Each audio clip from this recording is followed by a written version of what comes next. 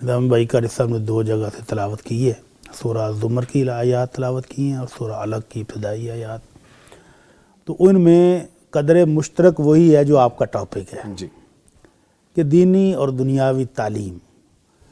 تو اللہ رب العزت فرماتے ہیں سورہ زمر کی آیات جو قاری صاحب نے پڑھی اس میں کہ وہ میرے بندے، وہ میرے چہیتے، وہ میرے ولی جو رات کو اٹھ کر رب کے سامنے کھڑے ہو کر اللہ کی بات کرتے ہیں، کبھی قیام میں کبھی سجدے میں اپنے رب کو یاد کرتے ہیں اور آخرت کے معاملے میں اللہ سے ڈرتے ہیں کہ یا اللہ آخرت میں بچا لینا، اور اپنے رب کی رحمت کی امیدیں رکھتے ہیں۔ جی وہ کون سے لوگ ہیں؟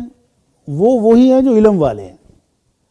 علم والے اور بغیر علم کے لوگ برابر نہیں ہو سکتے کسی لحاظ سے بھی، نہ دنیا کے لحاظ سے نہ آخرت کے لحاظ سے۔ آخرت میں تو علم والوں کے درجات اللہ نے ایسے رکھے ہیں کہ وہاں تک بغیر علم والا تو پہنچنے کی سوچ بھی نہیں نہ سکتا۔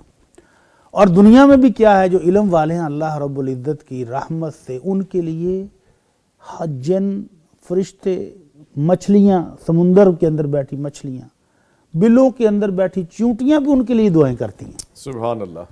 فرشتے علماء کے لیے پر بچھا دیتے ہیں، اللہ کی رحمت اترتی ہے جہاں پر علم کی مجلس ہو رہی ہو۔